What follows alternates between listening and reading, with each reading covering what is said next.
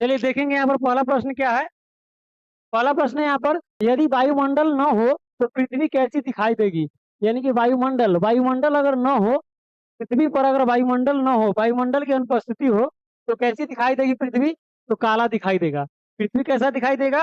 काला दिखाई देगा। वायुमंडल अगर पृथ्वी पर न हो तो पृथ्वी काला दिखाई देगा। चलिए अगला प्रश्न देखेंगे। अगला प्रश्न है हार्डवेयर। हार्डवेयर क्या है। हार्डवेयर हार्डवेयर क्या है। हार्डवेयर क्या है, देखेंगे यहाँ प्रश्न। हार्डवेयर क्या है। कंप्यूटर का भौतिक अंग है। कंप्यूटर का भौतिक अंग है। हार्डवेयर क्या है। कंप्यूटर का भौतिक अंग है हार्डवेयर। अगले प्रश्न पर आएंगे। अगला प्रश्न है हृदय रोग किससे होता है। हृदय रोग जो होता है, हृदय रोग वह किससे होता है। हृदय रोग कैसे होता है। हृदय रोग कैसे होता है। काला सही है। हृदय रोग कैसे होता है, तो कोलेस्ट्रॉल के बढ़ जाने से। कोलेस्ट्रॉल के बढ़ जाने से हृदय रोग होता है। कोलेस्ट्रॉल के बढ़ जाने से हृदय रोग होता है। अगला प्रश्न देखेंगे। मानव शरीर में ऑक्सीजन के लाने और ले जाने, मानव शरीर में ऑक्सीजन के लाने और ले जाने वाले वाहक होते हैं। यानी कि ऑक्सीजन ऑक्सीजन को ले जाने और लाने वाले वाहक जो होते हैं वो कौन होता है। हीमोग्लोबिन। हीमोग्लोबिन के द्वारा ऑक्सीजन का परिवहन होता है। हीमोग्लोबिन के द्वारा ऑक्सीजन का परिवहन होता है। क्या होता है। ऑक्सीजन का परिवहन होता है हीमोग्लोबिन के द्वारा। अगला प्रश्न देखेंगे। अगला प्रश्न है जहाज की गति। जहाज की गति की अभिव्यक्ति होती है। जहाज की गति को मापते हैं किसमें। जहाज की गति को जहाज की गति को किसमें दर्शाया जाता है, तो नॉट में।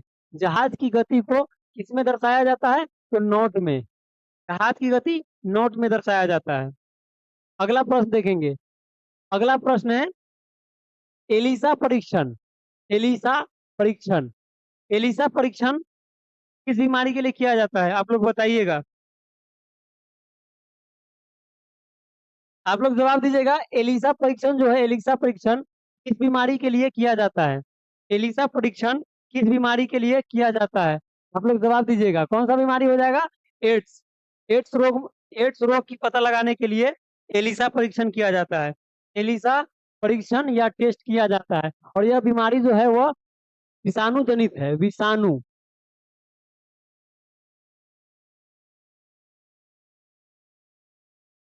कैसी बीमारी है। विषाणु जनित। विषाणु जनित बीमारी है। विषाणु जनित बीमारी है एड्स। अगला प्रश्न देखेंगे। अगला प्रश्न है एक अश्वशक्ति बराबर होता है। एक अश्वशक्ति जो होता है, एक अश्वशक्ति जो होता है वह किसके बराबर होता है। एक अश्वशक्ति एक अश्वशक्ति 746 वाट के बराबर होता है। एक अश्वशक्ति बराबर 746 वाट होता है। अगला प्रश्न देखेंगे। अगला प्रश्न है यूरिया में नाइट्रोजन होती है। यूरिया में यूरिया में यूरिया में नाइट्रोजन की प्रतिशत कितनी होती है। यूरिया में नाइट्रोजन की प्रतिशत कितनी होती है। अरुण शर्मा जी एड्स सही है। एड्स बीमारी के लिए यूरिया में नाइट्रोजन की प्रतिशत कितनी होती है, तो 46%। यूरिया में 46% नाइट्रोजन होता है। अगला प्रश्न है डीएनए। डीएनए संबंधित है। डीएनए डीएनए डीएनए किससे संबंधित है। डीएनए डीएनए किससे संबंधित है, जवाब दीजिएगा आप लोग। डीएनए किससे संबंधित है, तो आंसर क्या हो जाएगा। गुणसूत्र से। डीएनए जो है गुणसूत्र से संबंधित है। और डीएनए पाया कहाँ पर जाता है, डीएनए केंद्रक में। कोशिका के केंद्रक में और माइटोकॉन्ड्रिया में। माइटोकॉन्ड्रिया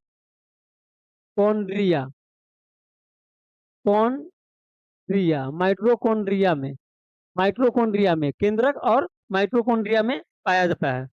अगला प्रश्न है भारत के सुपर कंप्यूटर का नाम। भारत के सुपर कंप्यूटर का नाम क्या है।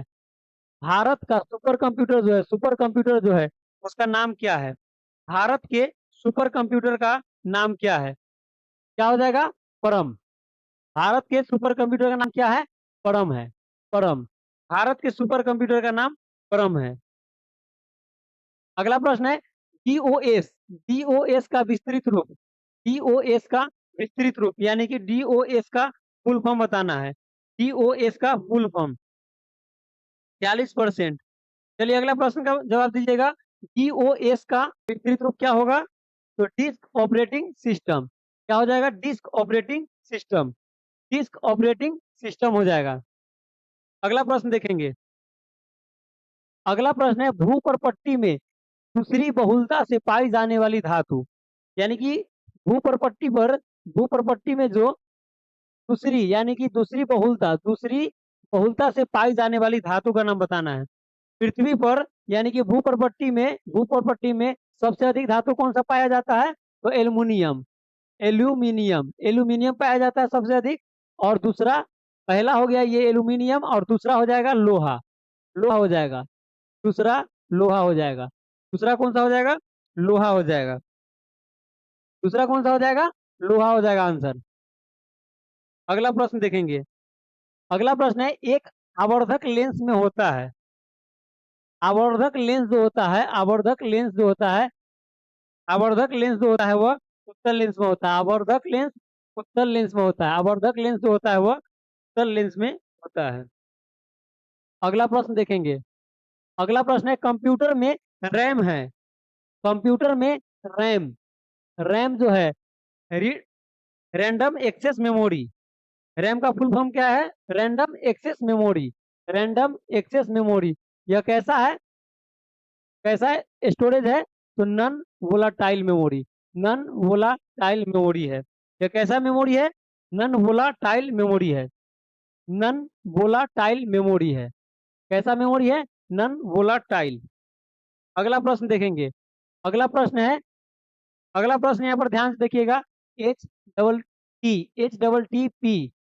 टी पी उसके बाद है क्या? www.rediff.com।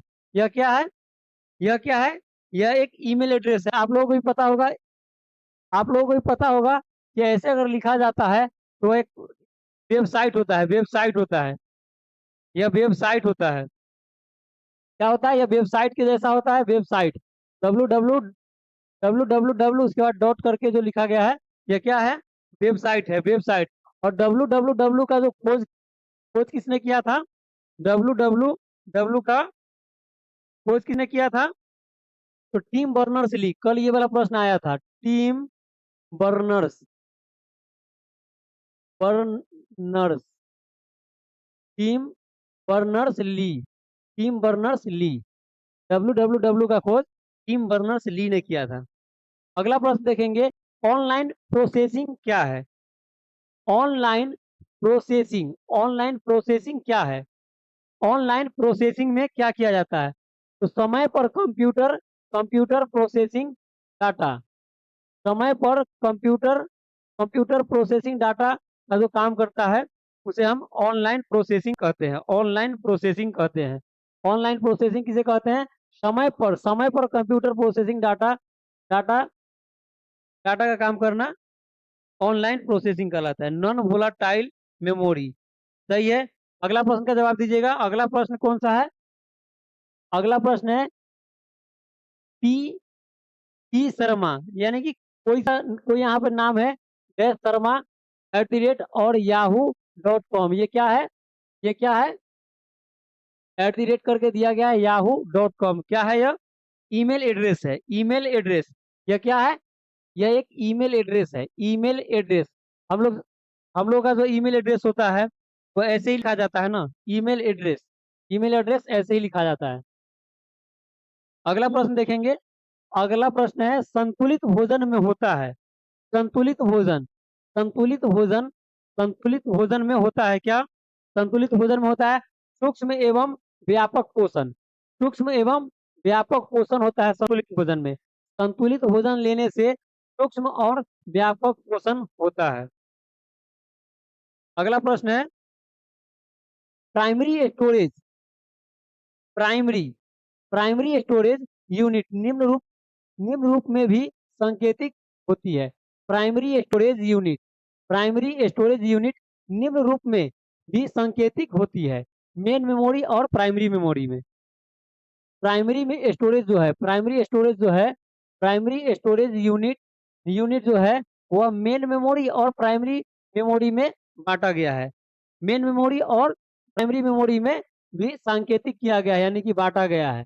प्राइमरी स्टोरेज यूनिट को मेन मेमोरी और प्राइमरी मेमोरी में बांटा गया है। अगला प्रश्न है हीरा। हीरा क्या है? हीरा, हीरा शुद्ध कार्बन का क्रिस्टल है। हीरा क्या है? शुद्ध कार्बन का क्रिस्टल है। टाइम पर कंप्यूटर प्रोसेसिंग डाटा, सही है आपका आंसर। क्लोरोस्ट्रोल क्या होता है?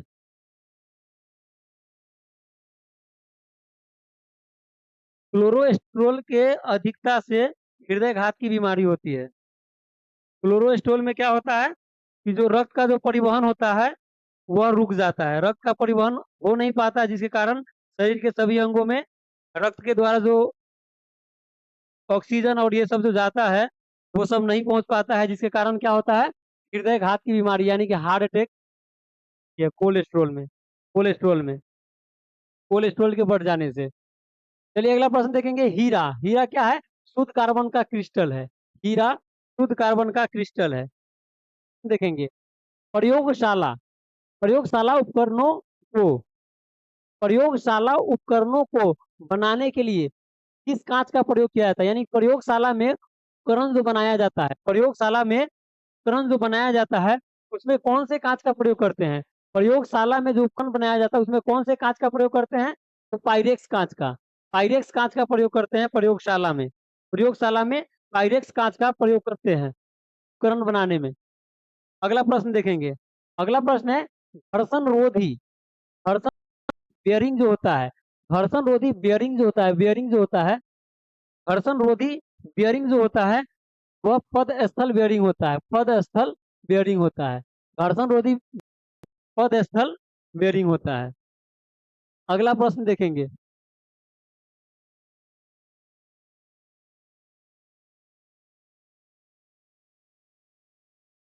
चलिए अगला प्रश्न देखेंगे।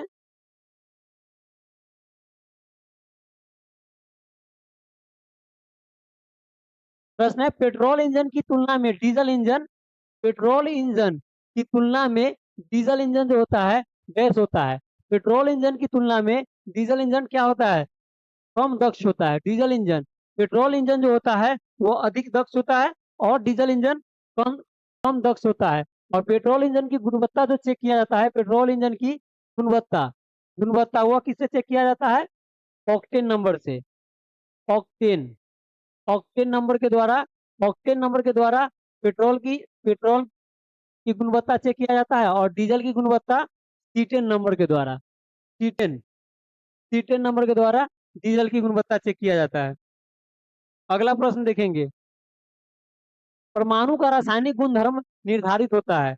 परमाणु का, परमाणु का रासायनिक गुणधर्म, परमाणु का रासायनिक गुणधर्म निर्धारित होता है। परमाणु का रासायनिक गुणधर्म निर्धारित होता है।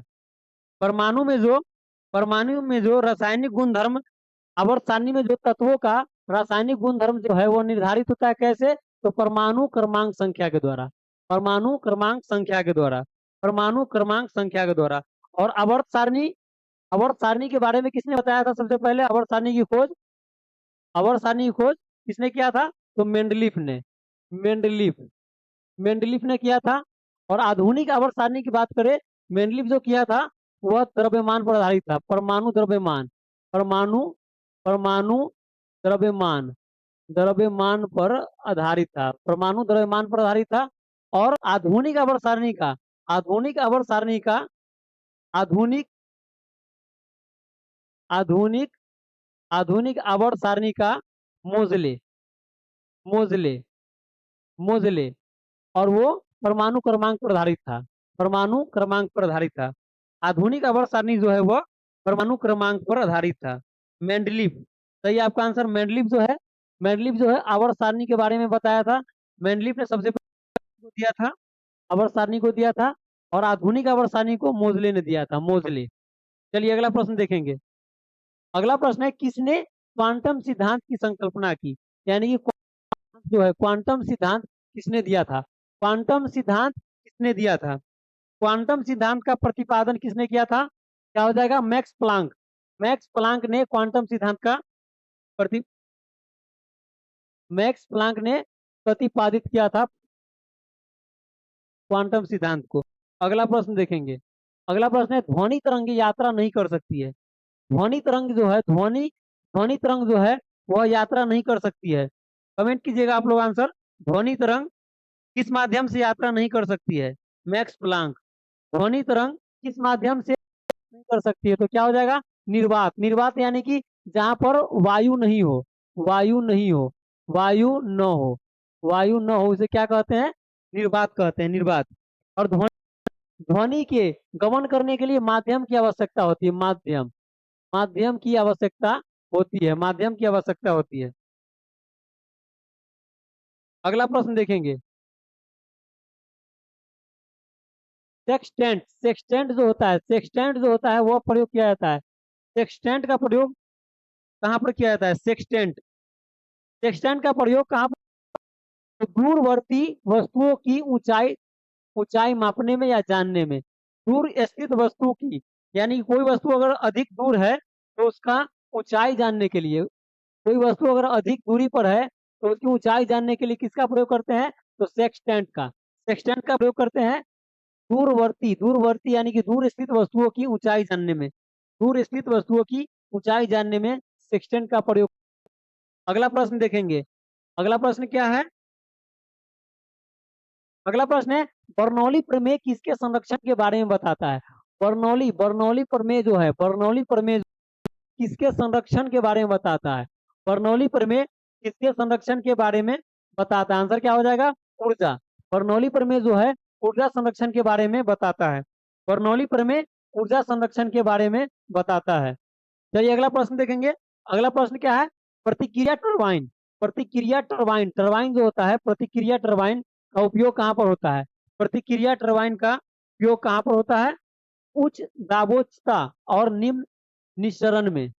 उच्च दाबोचता, उच्च दाबोचता और निम्न निस्सरण में। उच्च दाबोचता और निम्न निस्सरण में। कुमारी माया जी, ऊर्जा। ऊर्जा सही है।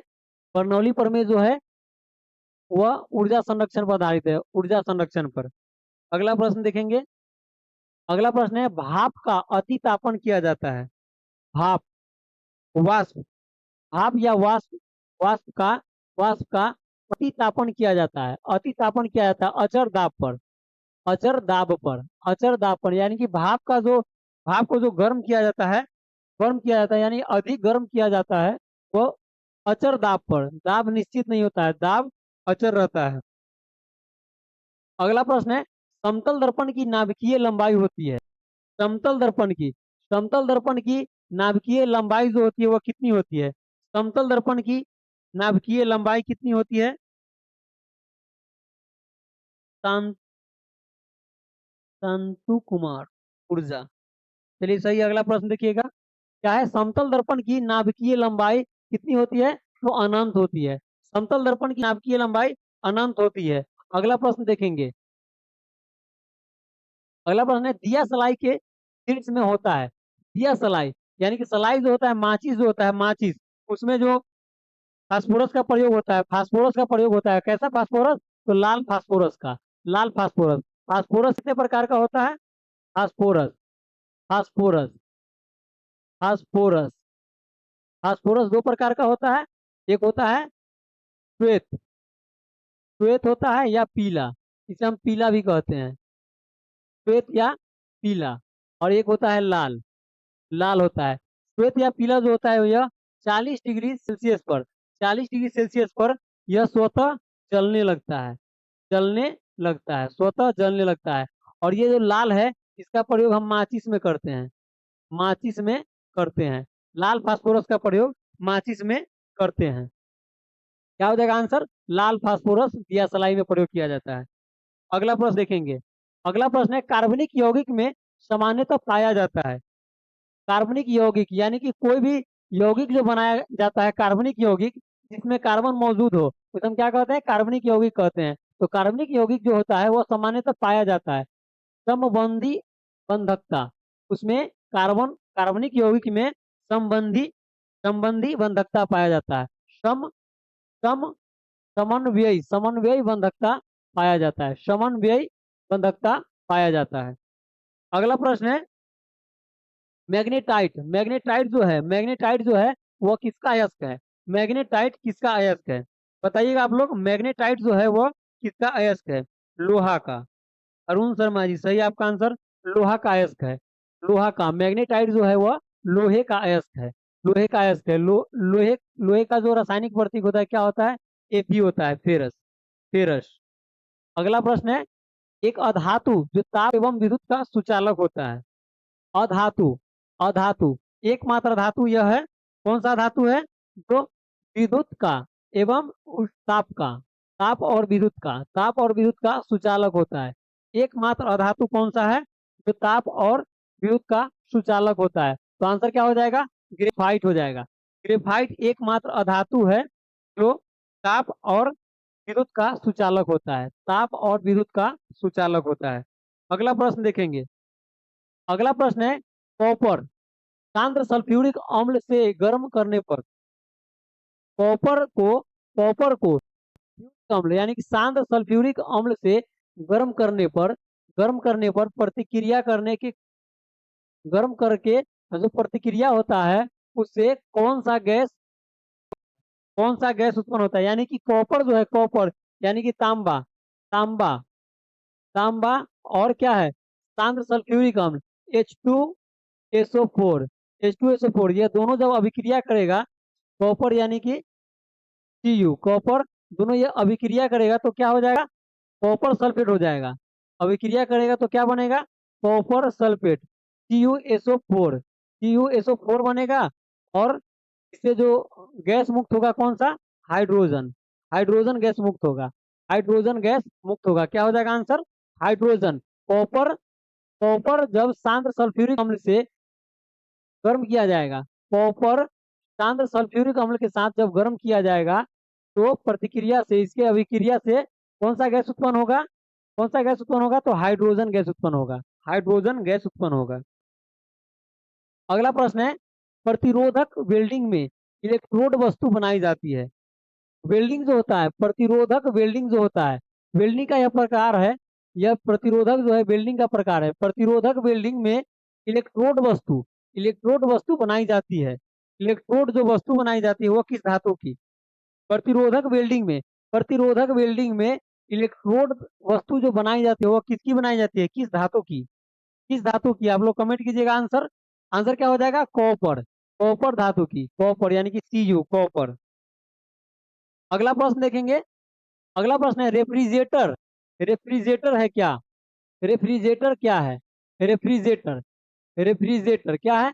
पश्चगामी कार्यरत ताप इंजन। पश्चगामी कार्यरत ताप इंजन। रेफ्रिजरेटर पश्चगामी पश्चगामी कार्यरत ताप इंजन है। अगला प्रश्न है अगला प्रश्न है ताप वैद्युत युग्म। ताप वैद्युत युग्म किस पर कार्य करता है? ताप वैद्युत युग्म जो है वह कौन से प्रभाव पर कार्य करता है? ताप वैद्युत युग्म जो होता है वह कौन से प्रभाव पर कार्य करता है? आप लोग जवाब दीजिएगा। ताप वैद्युत युग्म जो है वह किस पर कार्य करता है? तो थॉमसन प्रभाव पर। ताप वैद्युत युग्म जो है थॉमसन प्रभाव पर कार्य करता है। थॉमसन प्रभाव पर कार्य करता है। अगला प्रश्न देखेंगे। अगला प्रश्न है छड़ चुंबक का अधिकतम चुंबकत्व होता है। छड़ चुंबक जो बनाया जाता है उसका अधिकतम चुंबकत्व जो होता है यानी कि चुंबकशीलता जो होता है, छड़ चुंबक का अधिकतम चुंबकशीलता जो होता है, थॉमसन इफेक्ट सही है। अधिकतम जो इसका चुंबकशीलता होता है, चुंबकशीलता जो होता है वह दोनों सिरे पर होता है। दोनों सिरे पर यानी कि ध्रुव पर। दोनों सिरा यानी कि ध्रुव। दोनों सिरा यानी कि ध्रुव। यानी कि छड़ चुंबक जो होता है, छड़ चुंबक जो होता है उसमें अधिकतम चुंबकत्वशीलता जो होता है, चुंबकत्वशीलता जो होता है वो कहाँ पर होता है? तो ध्रुवों पर होता है। ध्रुवों पर या दोनों सिरों पर होता है। और चुंबक के मध्य में क्या होता है? चुंबक के मध्य में चुंबकत्व नहीं होता है। चुंबकत्व नहीं होता है मध्य में। मध्य में क्या होता है? चुंबकत्व नहीं होता है। अगला प्रश्न देखेंगे। अधिकतर नाभिकीय रिएक्टर उपयोग करते हैं। अधिकतर नाभिकीय रिएक्टर जो उपयोग होता है, नाभिकीय रिएक्टर जो है वह उपयोग होता है। अधिकतर नाभिकीय रिएक्टर उपयोग होता है नाभिकीय विखंडन के रूप में। नाभिकीय विखंडन के रूप में नाभिकीय रिएक्टर जो होता है वह अधिकतम प्रयोग किया जाता है नाभिकीय विखंडन के रूप में। नाभिकीय विखंडन के रूप में। अगला प्रश्न देखेंगे। अगला प्रश्न है स्थैतिक घर्षण। स्थैतिक घर्षण स्थैतिक घर्षण स्थैतिक घर्षण स्थैतिक घर्षण दो सतहों के बीच के संपर्क क्षेत्र पर निर्भर करता है। स्थैतिक घर्षण जो है, स्थैतिक घर्षण, स्थैतिक यानी कि स्थिति, दो सतहों के बीच के संपर्क क्षेत्र पर, दो सतह के बीच जो संपर्क क्षेत्र होता है, दो सतह के बीच जो संपर्क क्षेत्र होता है उस पर निर्भर करता है स्थैतिक घर्षण। स्थैतिक घर्षण जो है वह दो सतहों के बीच के संपर्क क्षेत्र पर निर्भर करता है। चलिए अगला प्रश्न देखेंगे।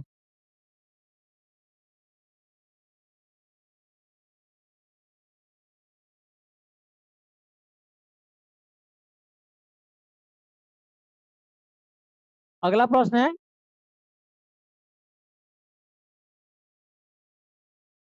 चलिए देखेंगे अगला प्रश्न। मैनोमीटर किसे मापने के लिए प्रयोग किया जाता है? यानी कि मैनोमीटर, मैनोमीटर जो है वह किसे मापने के लिए प्रयोग किया जाता है? मैनोमीटर का उपयोग कहाँ पर करते हैं, किसे मापने के लिए करते हैं? नाभिकीय विखंडन। ठीक है, चलिए अगला प्रश्न का जवाब दीजिएगा। मैनोमीटर का प्रयोग किसे मापने के लिए करते हैं? पौधे का मूल दाब एवं गैसों का दाब। पौधों का पौधों का मूल दाब और गैसों का दाब मापने के लिए, पौधों का मूल दाब, पौधे का मूल दाब और गैसों का दाब मापने के लिए मैनोमीटर का प्रयोग करते हैं। मैनोमीटर का प्रयोग करते हैं पौधे का मूल दाब और गैसों का दाब मापने के लिए। अगला प्रश्न देखेंगे। अगला प्रश्न क्या है? चिमटा। चिमटा जो है, चिमटा सामान्यतः बना होता है, चिमटा, चिमटा जो है वह सामान्यतः बना होता है मीडियम कार्बन स्टील का, मीडियम कार्बन स्टील का बना होता है। चिमटा जो होता है, चिमटा, चिमटा जो होता है पकड़ने वाला चिमटा जो होता है वह किसका बना होता है? मीडियम कार्बन स्टील का बना होता है, मीडियम कार्बन स्टील का। अगला प्रश्न देखेंगे। अगला प्रश्न है स्पार्क प्लग में, स्पार्क प्लग जो होता है, स्पार्क प्लग जो होता है उसमें प्रयुक्त होने वाला कुचालक वस्तु, कुचालक वस्तु कौन सा है? कुचालक वस्तु के बारे में बताना है।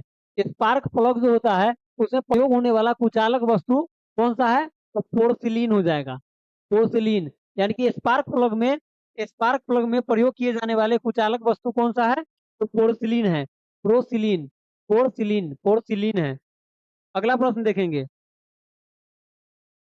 अगला प्रश्न है प्रोटॉन की खोज किसने किया था? प्रोटॉन, प्रोटॉन की खोज। तो ये वाला प्रश्न कितने बार रिपीट हो चुका है तो आप लोगों को भी याद होगा। आप लोग आंसर कीजिए। प्रोटॉन की खोज किसने किया था?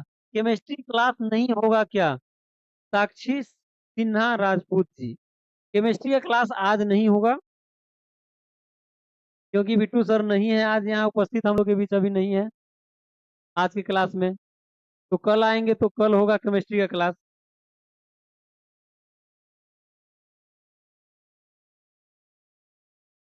अभी जो चल रहा है वो अगर अच्छा लगे, याद हो रहा है आपको, तो अभी वाला क्लास कीजिए।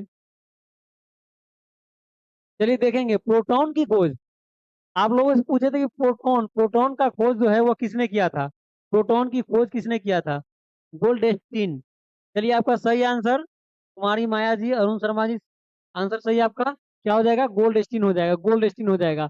और इलेक्ट्रॉन की अगर बात करें, इलेक्ट्रॉन की बात करें तो इलेक्ट्रॉन का जे जे जे जे टॉमसन, जे जे टॉमसन, टॉम टॉमसन, जे जे टॉमसन। और न्यूट्रॉन, न्यूट्रॉन, न्यूट्रॉन, न्यूट्रॉन की खोज किसने किया था? तो James Chadwick, James Chadwick, Chadwick, James Chadwick ने किया था। और इलेक्ट्रॉन जो होता है इस पर क्या होता है? ऋणात्मक आवेश होता है और प्रोटॉन पर धनात्मक आवेश होता है। और न्यूट्रॉन जो होता है यह आवेशहीन होता है, आवेशहीन होता है, आवेशहीन, आवेशहीन होता है। इस पर कोई आवेश नहीं होता है, इस पर कोई चार्ज नहीं होता है। अगला प्रश्न देखेंगे। अगला प्रश्न है आदर्श गैस का स्थिति, आदर्श गैस, आदर्श गैस का स्थिति समीकरण। यानी कि आदर्श गैस का जो समीकरण है वह क्या है? आदर्श गैस का समीकरण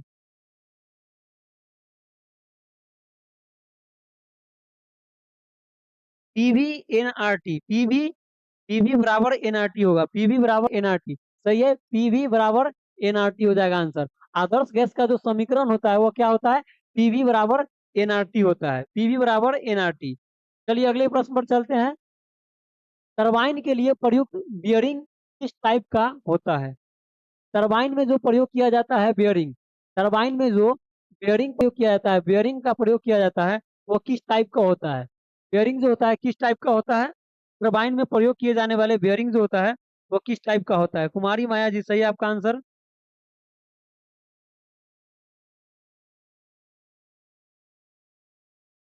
आज मालूम चला है, आपको पता नहीं था केमिस्ट्री वाले सर का नाम।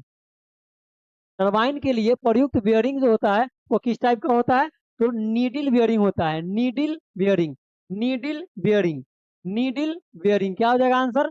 Needle bearing. चलिए अगला प्रश्न पे चलते हैं। अगला प्रश्न है कास्ट आयरन, कास्ट आयरन जो होता है, कास्ट आयरन, कास्ट आयरन जो होता है, कास्ट आयरन क्या है? कास्ट आयरन आसानी से वेल्डिंग होने वाला है। कास्ट आयरन का जो वेल्डिंग होता है वो आसानी से हो जाता है। कास्ट आयरन में अगर वेल्डिंग करना हो, कास्ट आयरन में जो वेल्डिंग किया जाता है वो आसानी से हो जाता है, आसानी से हो जाता है। और पिटवे लोहा में आसानी से नहीं होता है।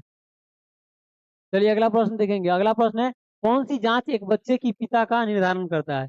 यानी कि कौन सी जांच है, जांच के बारे में बताना है जो एक बच्चे के, एक बच्चे के पिता का निर्धारण करता है, एक बच्चे के पिता का निर्धारण करता है, एक बच्चे के पिता का निर्धारण करता है किस जांच के द्वारा? तो डीएनए फिंगरप्रिंट के द्वारा, डीएनए फिंगरप्रिंट के द्वारा किसी भी व्यक्ति के संतान की जांच किया जाता है, किसी भी व्यक्ति के संतान के बारे में जांच किया जाता है कि वह किसका संतान है, उसके पिता के बारे में जांच किया जाता है डीएनए फिंगरप्रिंट के द्वारा, डीएनए फिंगरप्रिंट के द्वारा। अगला प्रश्न पर आएंगे। अगला प्रश्न क्या है? केंद्रीय खाद्य प्रौद्योगिकी अनुसंधान संस्थान, अनुसंधान संस्थान, प्रमुख अनुसंधान संस्थान के बारे में पढ़ाए थे, उसमें ये वाला प्रश्न था। प्रमुख अनुसंधान संस्थान के बारे में जब बताए थे तो उसमें ये प्रश्न था केंद्रीय खाद्य प्रौद्योगिकी, केंद्रीय खाद्य प्रौद्योगिकी अनुसंधान संस्थान कहाँ पर स्थित है? तो लखनऊ हो जाएगा आंसर। क्या हो जाएगा आंसर? लखनऊ, लखनऊ हो जाएगा आंसर। डीएनए फिंगरप्रिंट सही है, लखनऊ हो जाएगा आंसर, लखनऊ, लखनऊ में। अगला प्रश्न देखेंगे। मानव शरीर में उरोस्थी कहाँ पर पाया जाता है?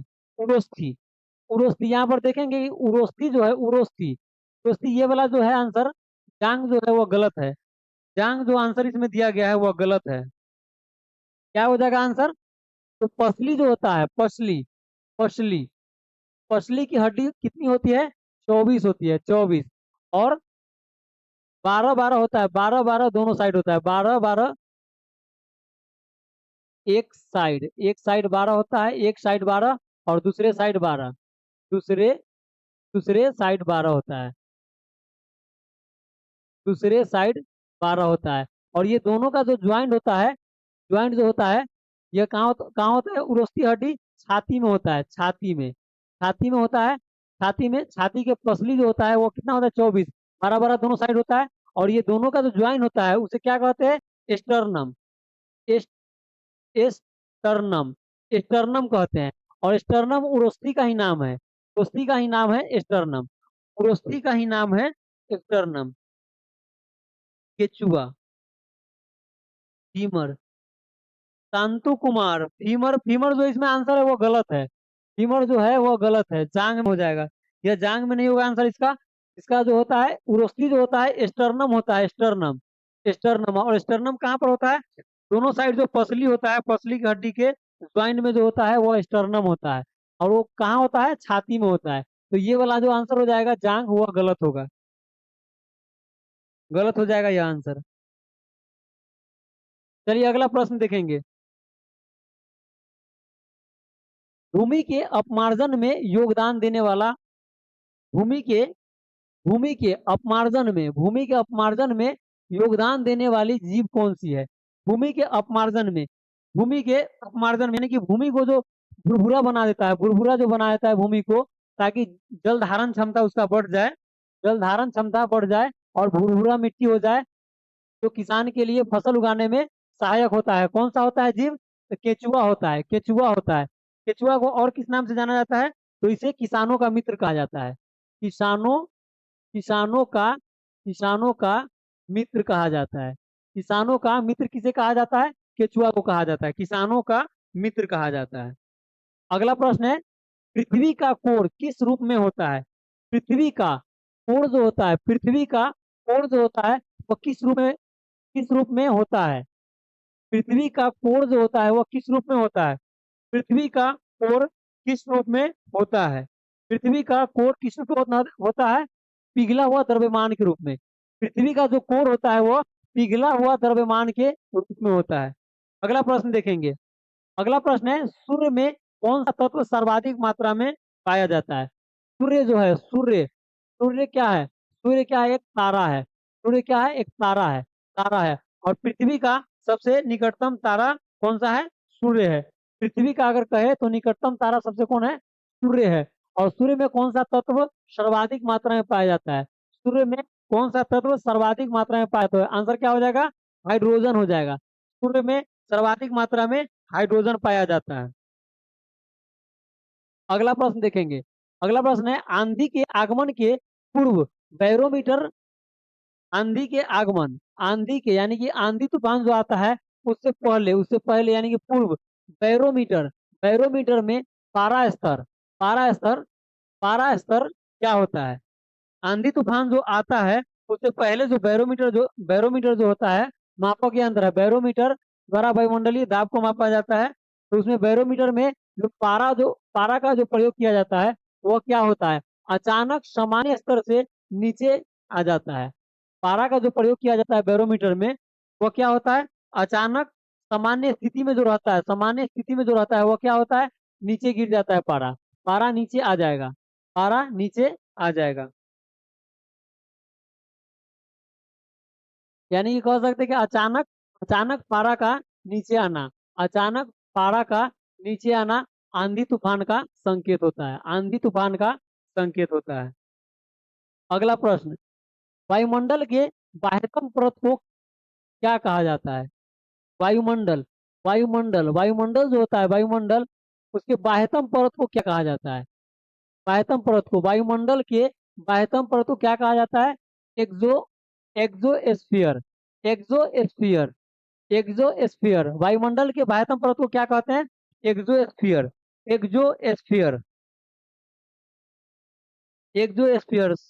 साक्षी जी सही है आपका आंसर, एक्सोस्फीयर एक्सोस्फीयर हो जाएगा आंसर। और वायुमंडल में सबसे सबसे अधिक मात्रा में कौन सा गैस होता है? तो नाइट्रोजन होता है। नाइट्रोजन कितना? 78%। और ऑक्सीजन कितना होता है? 21%। 21%। और ये दोनों मिलाकर कितना होता है टोटल? 99% होता है। 99 यानी कि 99% होता है। चलिए अगला प्रश्न देखेंगे। अगला प्रश्न हो जाएगा आपका, परम 1000। परम 1000 जो है, परम 1000 क्या है? परम 1000 क्या है? परम 1000 क्या है? यह क्या है? यह सुपर कंप्यूटर का नाम है। भारत द्वारा विकसित सुपर कंप्यूटर का नाम है। भारत के द्वारा विकसित किया गया सुपर कंप्यूटर का नाम क्या है? परम 1000। परम 1000 भारत के द्वारा विकसित विकसित या निर्मित सुपर कंप्यूटर का नाम क्या है? परम 1000। चलिए अगला प्रश्न देखेंगे। अगला प्रश्न है, मानव शरीर के किस भाग में पायरिया रोग होता है? मानव शरीर के किस भाग में पायरिया रोग, पायरिया जो बीमारी है वो मानव शरीर के किस किस अंग में या किस भाग में होता है? तो दांत और मसूड़ा में होता है। दांत और मसूड़ा में पायरिया जो बीमारी होती है वो दांत और मसूड़ा में होता है। और यह किस विटामिन की कमी से अधिकतर होती है? विटामिन सी की कमी से होता है। विटामिन सी का रासायनिक नाम क्या है? तो स्कर्विक एसिड स्कर्विक स्कर्विक एसिड स्कर्विक एसिड स्कर्विक एसिड है विटामिन सी का रासायनिक नाम क्या है? स्कर्विक एसिड। अगले प्रश्न पर आते हैं। अगला प्रश्न क्या है? जस्ते से लेपित लोहा क्या कहलाता है? जस्ता, ये प्रश्न कल भी आया था। जस्ते से लेपित लोहा, लोहा यानी कि लोहा पर लोहा पर जिंक, जिंक यानी कि जस्ता, जस्ता, जस्ता का प्रयोग क्यों किया जाता है? जिंक यानी कि जस्ता का प्रयोग क्यों किया जाता है लोहे पर? ताकि जंग न लगे, जंग न लगे। जस्तेदार लोहे पर, जस्तेदार लोहे पर, जस्ते से लेपित लोहा क्या कहलाता है? जस्तेदार लोहा। यानी कि इस प्रक्रिया को क्या कहते हैं? गेल्वेनाइजेशन कहते हैं। गेल्वेनाइजेशन, गेल्वेनाइजेशन, नाइजेशन, गेल्वेनाइजेशन कहलाता है यह प्रक्रिया, गेल्वेनाइजेशन। और लोहे पर जब जंग लगता है तो लोहे का भार क्या होता है? भार, लोहे का भार बढ़ जाता है, बढ़ जाता है।